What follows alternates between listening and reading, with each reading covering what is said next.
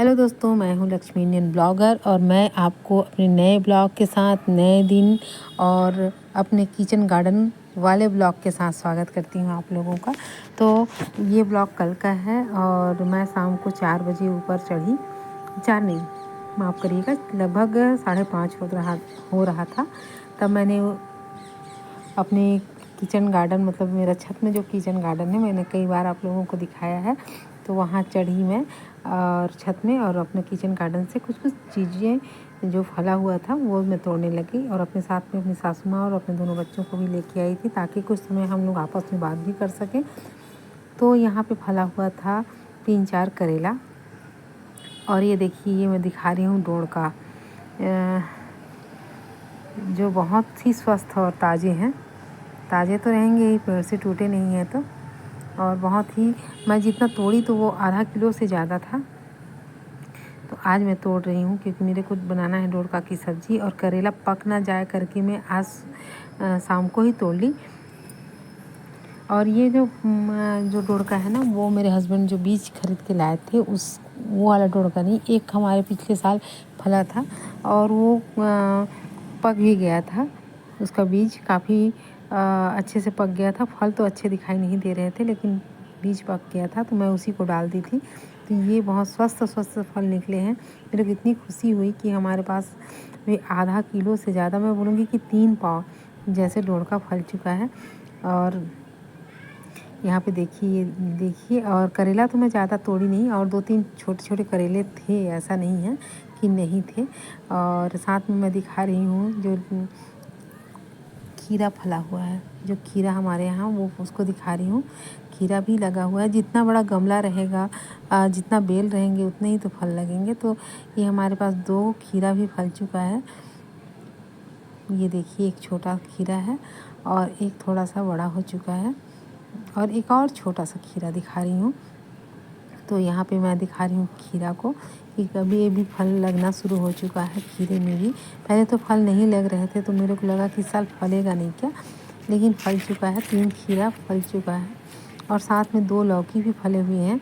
और बहुत खुशी होता है, हम लौकी या कोई भी सब्ज़ी कितना भी ले आएँ बाहर से, लेकिन हमारा अगर आधा किलो भी सब्ज़ी हमारे पास फल जाता है हमारे किचन गार्डन से, तो बहुत खुशी होती है। और ना मेरा बेटा क्या क्या है ऊपर में, इसको मैं जो है वो दूसरे दिन तोड़ूंगी करके दिखा रही हूँ। ये भी काफ़ी पतला है, तो मैं चाह रही हूँ कि मैं जो 3 डोड़का तोड़ी हूँ, मैं उसी को सब्ज़ी बनाऊंगी। और ये जो रस्सी बंधा हुआ है उसको मेरे बेटा बांधा है, जो सेम का जो बेल है ना वो फैल जाए और जो कोई भाजी है वो फैल जाए, तो इसी में जो है वो फैल जाए करके, और छत के और दूसरा छत में पहुंच जाए। तो यहाँ पे देखिए, ये गोल वाला लौकी 2 फले हुए हैं और अभी बहुत बड़े नहीं हुए हैं, फिर भी ये दोनों आधे आधे किलो के हैं। तो मैं चाह रही हूँ कि कुछ और बड़ा हो जाए। और गुलाब भी फिर से खिलने लग गया है, बीच में भी नहीं खिल रहा था, लेकिन फूल इतने सुंदर दिखने लग गए हैं। और यहाँ पे मैं दिखा रही थी कद्दू। अब मैं नीचे आ गई हूँ, मेरे को शाम के समय बनाना है डोड़का की सब्ज़ी, जिसको मैं तैयारी कर रही हूँ। और यहाँ ये मत सोचिएगा कि पुराना वाला वीडियो है, क्योंकि इसमें मैं कपड़ा चेंज कर चुकी थी, शाम हो चुका था और चेंज कर चुकी थी मैं कपड़ा, इसलिए यहाँ पे मैं ऐसे कपड़ों में दिख रही हूँ। तो यहाँ पे मैं छील रही हूँ डोड़का और चना की दाल एक साथ सब्ज़ी बनाऊँगी। और ये बहुत टेस्टी था ये सब्ज़ी। उसके बाद आगे मैं नहीं बना सकी। और आज सुबह का ये है वीडियो कि मैं जो करेला लाई थी वो करेला मैं दिखा रही हूँ। ये वाला करेला है और ये है और एक करेला और है। तो ये बाकी सब करेला मार्केट के हैं, तो उसको मेरे को तलना है। तो बस मैं सोची कि जो करेला मैं तल रही हूँ वही दिखा दूँ। तो आज सुबह मैंने बच्चों के लिए बनाए थे अप्पे, और जिसको टिफ़िन में ले के गए थे बच्चे। तो मैं सोची कि मेरे हस्बैंड और सासू माँ के लिए भी मैं अप्पे का ही नाश्ता बना के दूँ। तो ये नाश्ता लगभग 10 बजे बना रही थी मैं। जब सब नहा लिए, मैं नहा ली, तब जाके मैं बनाई। तो मेरा ना जो अप्पे था वो जल गया था, कुछ काम में बिजी हो गई थी। तो मैं दिखा रही हूँ कि मैं इतना जला चुकी अप्पे को कि देखने लायक बना हुआ था ये। अब मेरे को दिमाग थोड़ा सा आउट हो गया क्योंकि मेरे से अप्पे नहीं बन पाया। ऐसा नहीं कि मेरे पास और बेटर नहीं है, लेकिन पहले बार जो बिगड़ जाता है ना, तो फिर टेंशन होता है कि अरे बाप रे, ये मैं नहीं बना पाई। तो तो ये देखिए 3 बिल्कुल भी काले हो चुके हैं। तो उसी को मैं दिखा रही हूँ कि मैं ध्यान नहीं दी, तेज़ आंच के कारण ये बिगड़ गया।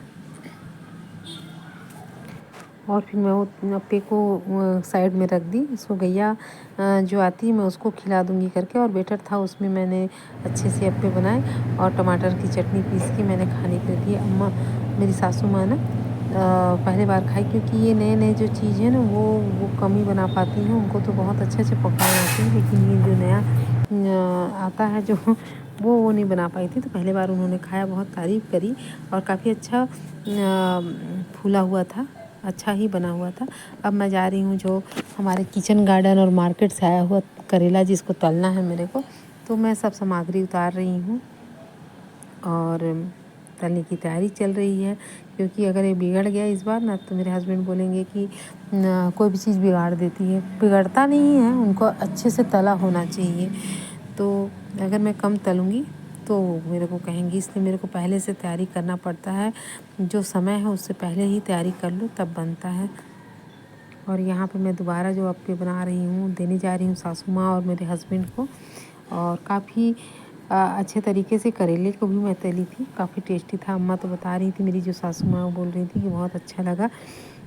तो मैंने बताया कि जो 3 करेला था और बच्चे तो खाते ही नहीं हैं, तो 1 करेला मेरे हस्बैंड को दी और 1 करेला मेरे सासू माँ को और 1 करेला मैं, और उसके साथ में मार्केट वाला भी करेला था।